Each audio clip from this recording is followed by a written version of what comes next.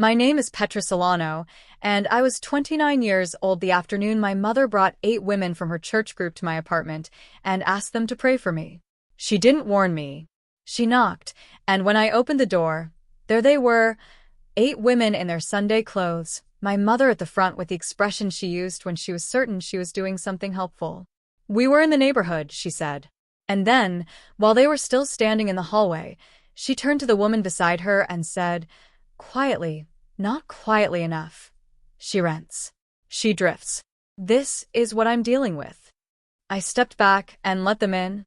Here's the thing about that afternoon.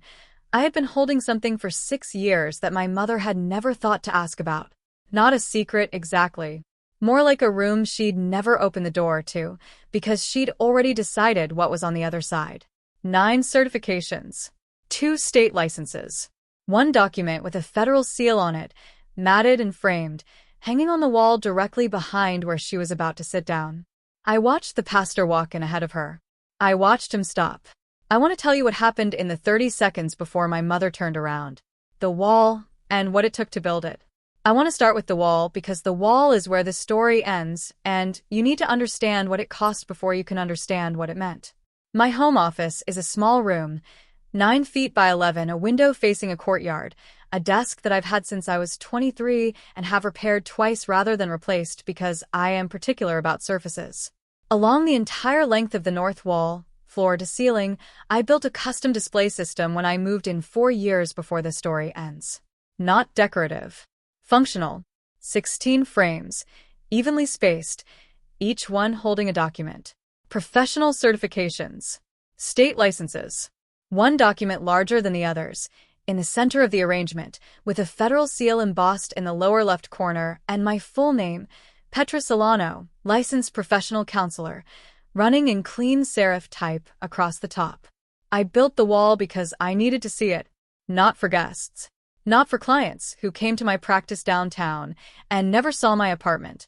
For me, because there had been a long stretch of years starting when I was 19 when the people closest to me were certain I was going nowhere, and I had needed, at the end of those years, a physical record that I could look at from my desk chair and know is real. My mother's name is Rosario. She is 63 years old, and she is a woman of genuine faith and genuine love and genuine certainty that she knows what a good life looks like and can identify its absence in others. She had been doing this her whole life, calibrating the people around her against a standard that was clear to her and opaque to everyone else, and she had done it with me since I was a teenager, when I had first shown signs of not following the path she had drawn. The path was specific. Finish school, find a stable job with a title she could explain to her church friends, get married, buy a house. In that order, with no detours. I had taken a detour. Several, by her accounting. I had gone to university for psychology, which my mother had accepted with the specific patience of a woman who has decided to wait something out.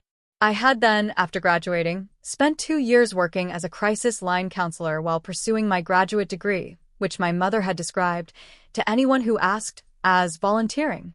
I had then spent 3 years completing the supervised clinical hours required for full licensure in my state, working at a community mental health center, earning a salary that was real and not glamorous, building a caseload that was meaningful and not visible.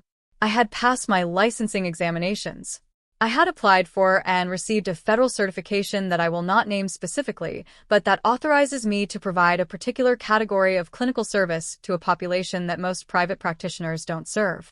At 29, I was a fully licensed professional counselor with a private practice I had opened 18 months earlier, a caseload of 32 active clients, and a credential set that represented 6 years of continuous professional development after my undergraduate degree. My mother thought I was drifting.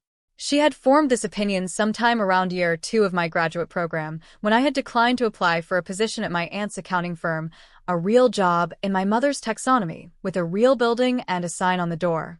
I had explained, gently and then less gently, that I was pursuing clinical licensure, and that the path was specific and required specific steps, and that I was on those steps and making progress. She had nodded in the way she nodded when she was waiting for me to come to my senses. That nod had not substantially changed in 7 years. What had changed was the frequency with which she discussed my situation with her church community. I learned the scope of this gradually, through the particular information channels of a close-knit immigrant community where news moved through informal networks faster than anyone intended. My cousin Marisol, who attended the same church, texted me in my third year of graduate school. "Your mom told Sister Evangelina you were having a hard time finding your way. Just so you know." A year after that, my neighbor, who attended a different parish but knew someone at my mother's, mentioned, offhandedly, that she had heard I was between things. I was not between things. I was completing 60 hours of supervised clinical practice per week while running a small private caseload on weekends. I did not correct the record publicly. I made a decision, sometime around my 27th birthday, that the correction would come through the work itself, that the appropriate response to being called aimless was not a press release but a license, and then another license, and then the federal credential, and then the practice. And then, eventually, the wall. I built the wall. I waited. Before I get to the afternoon my mother arrived with her church group, I want to tell you about the person who had understood my work from the beginning. Her name was Dr. Cecilia Fuentes, and she had been my clinical supervisor for the 3 years of my postgraduate licensure period and had, after I received my full license, become the closest thing I had to a professional mentor. She was 58 when this story takes place, a woman who had been doing clinical work for 30 years and teaching supervision for 15, with a specific quality of attention that comes from spending a career listening to people. She had short gray hair, a direct manner, and a habit of asking questions that arrived 3 beats after you thought the conversation had moved on, as if she'd been storing them. She had known from our first supervision session that I was good at the work. She had said so once directly in the 3rd month of our relationship, which was unusual. Supervisors are trained to manage positive feedback carefully, to avoid the particular dependency it can create, and she had said it in the specific way she said most things, without preface and without softening. "You have a quality in session that most clinicians spend 10 years trying to develop. I want you to know I see it, because I suspect not many people around you do." I had not said anything for a moment. Then I had said, "My mother thinks I volunteer." Dr. Fuentes had looked at me for a beat. Then she had said, "Your mother doesn't have the tools to evaluate what you do. That's not her fault. It's just true." She had picked up her pen. "Let's continue." That had been 4 years before the afternoon of the church group. In those 4 years, Dr. Fuentes had watched me complete my licensure, open my practice, apply for and receive the federal credential, build the wall. She knew about the wall. She had come to my apartment once, for a brief meeting when I was setting up a home office, and she had stood in the doorway of the room and looked at the frames and said, "Good. Now you have somewhere to look when the work is hard." She was the only person, before the afternoon of the church group, who had seen the wall with the specific quality of professional recognition it deserved. My mother had been to my apartment 4 times in the 2 years I'd lived there. Each time, I had kept the office door closed. Not from shame, from the same quiet patience with which I had kept my professional world separate from my family's social world for 6 years. The correction would come when it came. I was not going to arrange it. I was not going to rush it. I had not expected my mother to arrange it for me. The 7-year story she told about me. To understand what my mother said, and why she said it, you need to understand the community she said it in. The church my mother had attended since my childhood was the social architecture of her life. Not just spiritually, practically. It was where she got information, where she established standing, where she processed everything that happened in her family and her neighborhood and her daily experience. Her friendships were built there. Her reputation lived there. Her sense of herself as a good mother was calibrated, partly, against what she communicated to those friends about her children. My younger brother, Nicholas, was a civil engineer. He had a stamp. Rosario could produce the word engineer at any social occasion and watch it land with the weight of something solid. My older sister, Camila, had gone to nursing school and worked in a pediatric ward, and nurse, children's hospital, was a sentence that functioned almost as well. And then there was me. Counselor was a word my mother did not deploy comfortably. It didn't land with weight. It produced questions, like a therapist? That led to more explaining, and more explaining led to the particular territory my mother was least comfortable in, which was anything she couldn't summarize in one sentence to a woman she'd known for 20 years. So she had, at some point, stopped trying to deploy it. She had replaced it with other words. Petra is still figuring things out. Petra has her projects. Pray for Petra. She's going through a season. A season was a phrase from her church vocabulary that meant a period of difficulty or uncertainty that you hoped God would resolve. It implied, to anyone who understood the idiom, that the person in question was not currently in possession of the stable life that was the goal. My mother had been using this phrase about me, I later learned, for approximately 4 years before the afternoon of the church group. I did not know the full extent of this until Marisol told me, about 3 months before the church group arrived, that our mother had asked the prayer circle specifically to pray for my direction and stability. Those were the words. Direction. Stability. As if I were a compass in a storm. I was running a licensed clinical practice with 32 clients, a waiting list of 14, and a federal credential that authorized me to provide trauma-focused services to veterans, a population with specific and documented clinical needs that most private practitioners are not qualified to serve. My practice had been profitable since month 8. I had bought a new computer and repaired my desk and was saving for a down payment on a property that I had not mentioned to my mother because I had learned, over the years, that mentioning financial plans produced a specific kind of advice-giving that I found draining. I had direction. I had stability. I had, on the wall of my office, the documented proof of both. My mother had never opened that door. I should say, because it matters. I was not angry. Not in the hot, immediate way the word implies. What I had was something quieter and more settled, a clear-eyed understanding that my mother's accounting of my life was wrong, and a patience with that wrongness that had been slowly running out. The prayer request was the thing that finally depleted it. Not because it was public, I had known things were public, but because direction and stability was so specifically incorrect that it had stopped being merely a misunderstanding and had become, in its own small way, a fiction. A story she was telling about me that bore no relationship to the person I actually was. I made no announcement. I did not call her and say, "Stop telling people I'm in a season." I did what I had been doing for 6 years. I went to work, I saw my clients, I built the practice, I repaid the student loans I had paid off 6 months earlier, and I waited. The waiting, it turned out, had a shorter distance left than I knew. It was a Saturday in October, for years after I'd moved into the apartment. Cool enough for the leaves to have started. I was in my home office finishing case notes from a Friday session when I heard the knock. I am particular about my Saturdays. I keep them for administrative work in the morning and for unstructured time in the afternoon, reading, sometimes walking, occasionally calling my brother, who is easy company on the phone. I was not expecting anyone. I put down my pen. I went to the door. My mother was standing in the hallway with 8 women, and they were all dressed as if they had come from, or were going to, something at church. My mother had the look she wore when she was doing something she believed was unambiguously good. "We were visiting Sister Clara down the street," she said. "I thought we'd stop by. I hope that's okay." It was not a question. It was never a question with my mother when she was certain she was being helpful. I said, "Come in." I stepped back and opened the door wide. They filed into the narrow entry and through to the main room, which serves as both sitting room and dining area, and which is tidy because I keep things tidy, not because I had known they were coming. My mother made a small survey of the room with the specific efficiency of a woman who is noting everything for later analysis.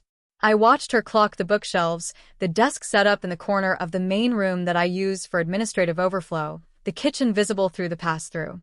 I had not moved to close the office door because the office door was already open. I had been working in there. It was open maybe 8 inches, not wide, but enough that the frames were visible if you were standing at the right angle in the hallway, which led directly to the main room, which meant that anyone who walked from the front door to the sitting area passed the office doorway on the right. The pastor was in the front of the group after my mother. His name was Pastor Aurelio, and he was a man I had met perhaps 5 times over the years, large gatherings, Easter services, a dinner at my parents' house some years back. A composed man. Deliberate. He had the quiet authority of someone who had spent decades presiding over rooms.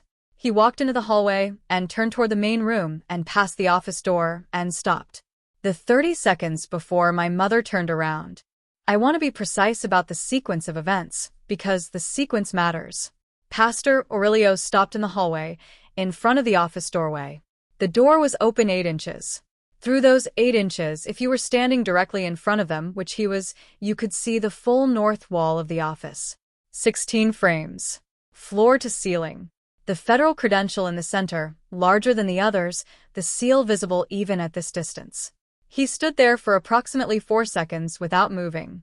The woman behind him, Sister Evangelina, who I recognized from decades of childhood Sundays, stopped because he had stopped and looked where he was looking and made a small sound that was not a word.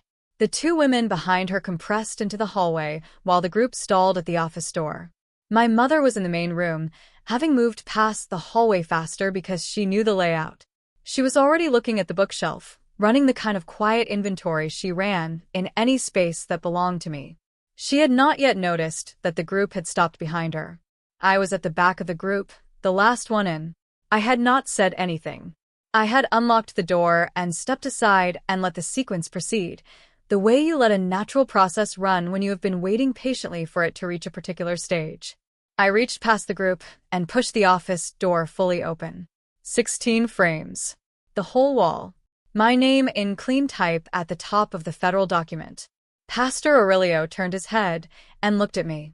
His expression had the quality of a man recalibrating, not surprise, exactly, but the specific attentiveness of someone who has just discovered that the room they are standing in is larger than it appeared from the outside. "Miss Petra," he said, "what is all of this?" "My professional credentials," I said. "Licenses, certifications. That one in the center is a federal authorization." He turned back to the wall. He looked at it for another moment. "How long have you had these?" "The oldest frame is from 6 years ago," I said. "The newest is 14 months." He nodded slowly.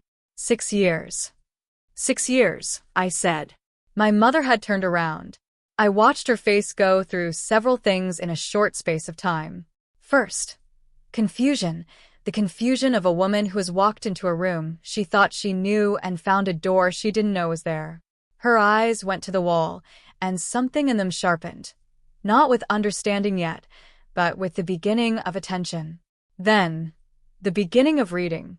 She moved a step closer to the office doorway. Her eyes went to the largest frame. She could see my name. She could see the federal seal. She could see the word licensed at the top of 2 of the other frames. Something in her jaw went very still.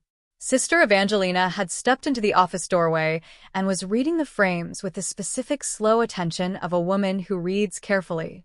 She looked at me once, briefly, with an expression I recognized as reassessment, and then went back to the wall. "Licensed professional counselor," she read aloud, from the central frame. "State of," she named the state. "And this one." She moved her head. "Same." "And this is," she paused on the federal frame, "federal authorization for trauma-focused clinical services." Her voice was not quiet. The group had arranged itself in and around the office doorway, most of them looking at the wall. My mother was standing at the edge of the arrangement with her hands at her sides, and the expression she was wearing was one I had not seen on her face before, a kind of arrested quality, like a sentence that had stopped in the middle of a word. 9 certifications, Pastor Aurelio said. He was counting the frames methodically, the way he read scripture, with the patience of a man for whom accuracy was a form of respect. 2 licenses. He reached the federal credential. "And this." He looked at me again. "You treat veterans." "Among others," I said. "That credential authorizes it." He was quiet for a moment. "That requires specific training." 3 separate certification programs, I said. "The federal authorization requires all 3 plus a supervised hours threshold." He looked at the wall a moment longer. Then he turned to face the room, not to my mother specifically, but to the group, and he said, in the steady way he said things from a podium, "This is serious professional work." The room received this in silence. I did not look at my mother. I did not need to.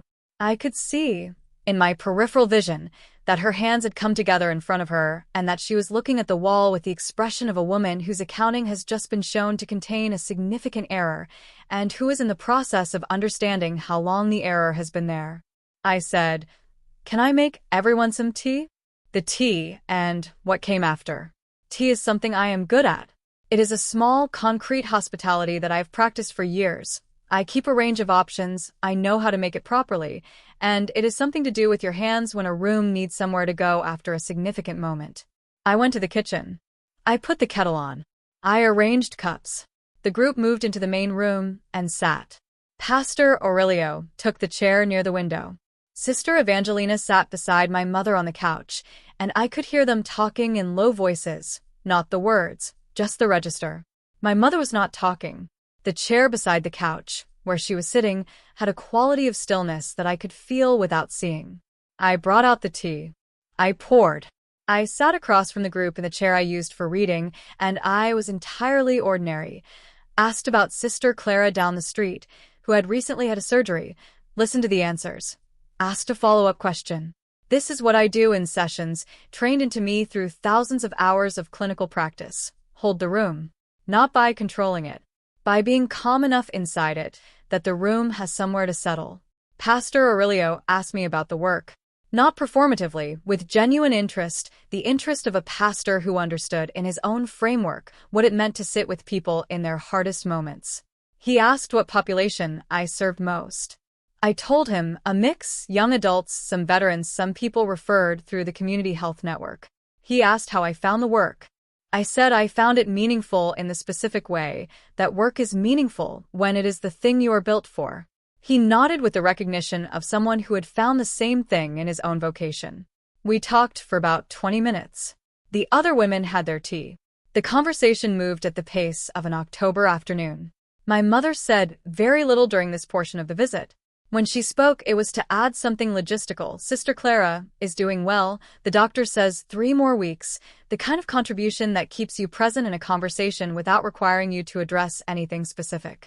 When the group gathered to leave, about 45 minutes after they'd arrived, the natural end of an afternoon visit, Pastor Aurelio shook my hand at the door. He held it a moment longer than a standard handshake, the way people hold a handshake when they are communicating something through the contact rather than saving it for words. Your mother is proud of you, he said. She may not have the language for it yet, but she is. I said, Thank you, Pastor. He let go of my hand and walked down the hall with Sister Evangelina, who gave me a brief, precise nod as she passed, the nod of a woman who has updated a file and is confirming the update. My mother was the last to leave. She stood in my doorway for a moment. The hallway behind her was empty. We were alone for the first time since she'd arrived. She looked at me. Something had shifted in her face from the expression she'd worn at the wall. The arrested quality was gone, replaced by something that was still settling, still finding its form.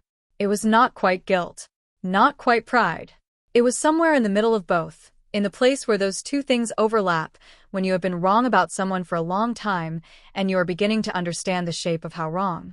The wall, she said. Yes, I said. All of that, that's all yours. Yes. She was quiet for a moment. How long have I not known about it? You've known I was a licensed counselor, I said. Since the license. You didn't know the scope of it. I said things, she said. About direction. Stability. I know. Something moved in her throat. I didn't know. I know you didn't, I said. I'm not angry, Mom. I've been doing the work. I didn't need you to know about it to keep doing it. But I would have liked it if you'd asked. She received that. She didn't contest it. My mother, when given a plain truth, had the capacity to receive it plainly. It was one of the things about her that I had always quietly respected, even in the years when the plain truths were difficult. I should have asked, she said. Yes, I said. She reached forward and put her hand briefly on my arm, not a squeeze, just a resting, the kind of touch that means something without performing anything. Can I come back? She said. Next weekend. Just us. You can show me what everything means. Yes, I said. I'd like that. She left. I closed the door. I stood in the entry for a moment with my hand still on the knob, and then I went back to my office and sat down and looked at the wall. 16 frames. My name in the center. The same wall it had always been. I picked up my pen and finished my case notes. The weeks after. The change was not immediate, and it was not dramatic, and it was not complete. These things never are. What happened instead was the same quiet recalibration I had watched in my clinical work many times. A person encountering information that contradicts a long-held belief and slowly, with varying degrees of resistance, revising the belief to fit the information.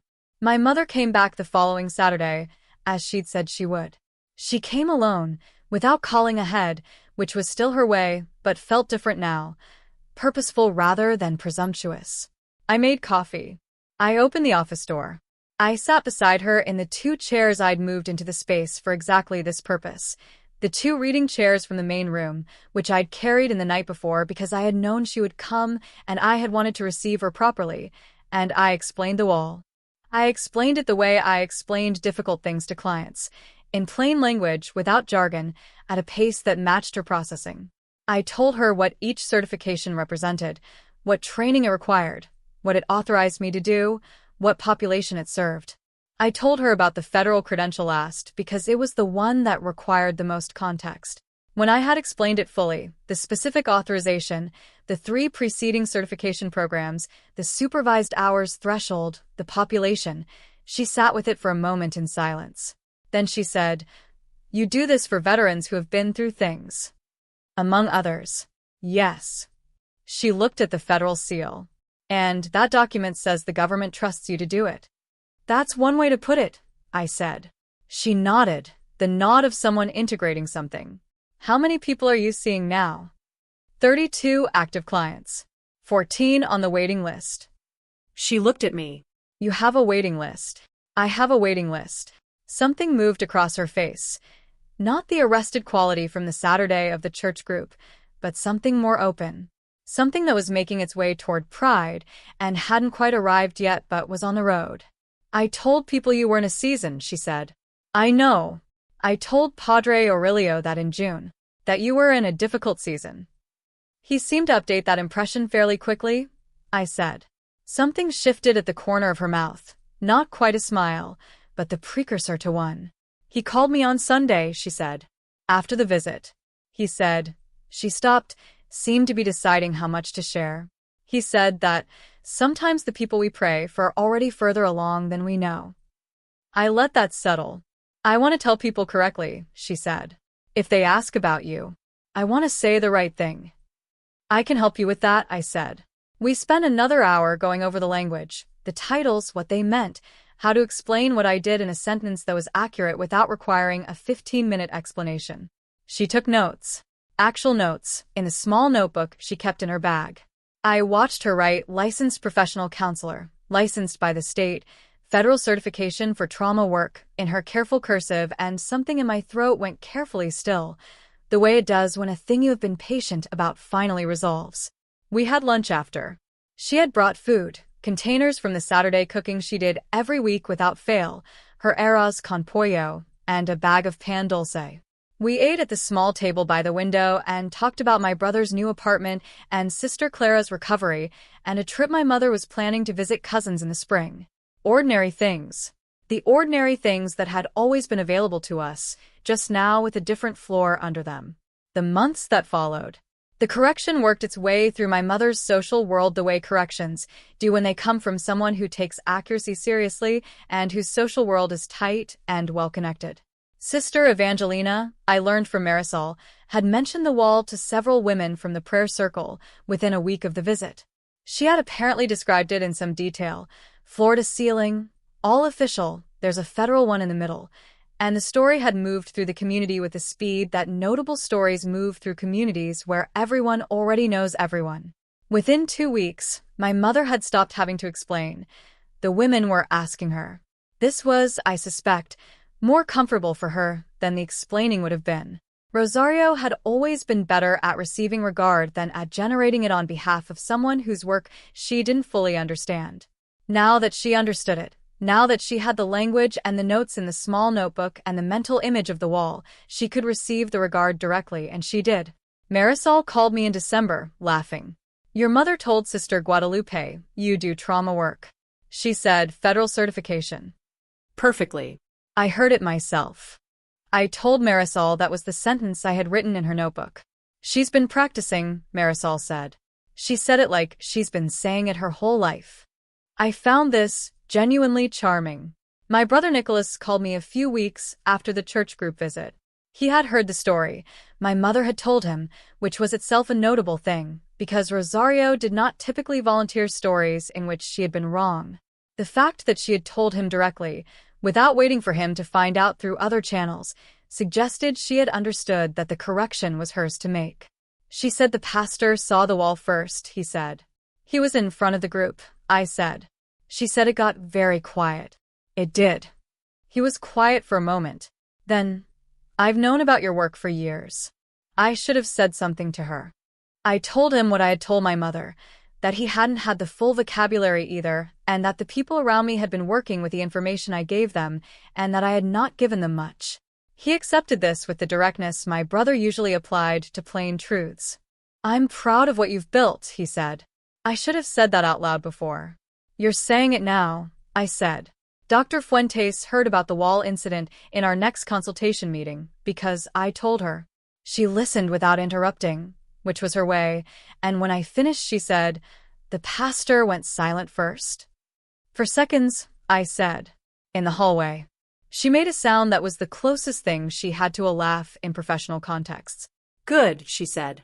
That's the right order. We continued with the consultation. The practice grew. By the spring following the church group visit, I had expanded my hours and brought on a part-time administrative assistant, the first person I had ever employed. The waiting list stayed at 12 to 18 throughout that year. I submitted an application for a hospital affiliation that would expand my referral network. I bought a property, a small duplex, in the late spring, which I mentioned to my mother after the closing, not before. She received the news with something that was unmistakably pride, delivered in the matter-of-fact tone she used for good news. Of course, it was the right time. The wall gained one new frame that year, a continuing education certification that I'd completed over the winter. I put it in the lower right corner of the arrangement, where there was space, and I sat at my desk and looked at the whole thing for a few minutes before I went back to work. 17 frames now. The federal seal still in the center. My name, still, in clean serif type at the top. What I know now.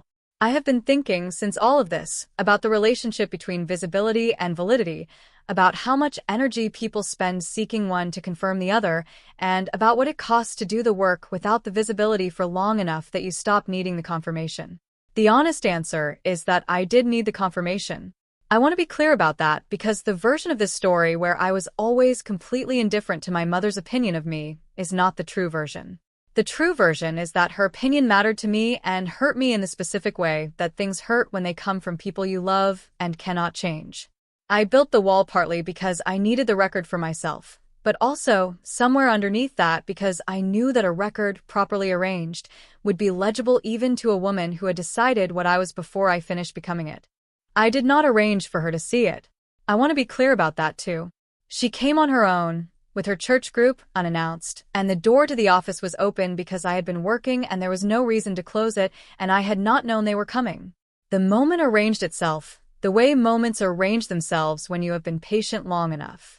What I learned from it, not from the wall being seen but from the months that followed, is that my mother's love was always real and her understanding was always limited, and those two things existed together without either canceling the other. She had loved me through 7 years of not knowing what I was building. She had worried about me in the only vocabulary she had for worry.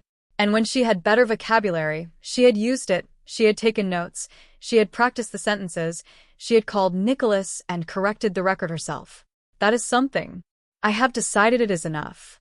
The prayer request, the one that had depleted my patience, direction, and stability, is something I think about sometimes in the way you think about things that were once painful and have since been resolved.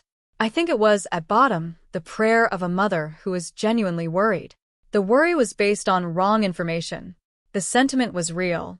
I can hold both of those things at the same time.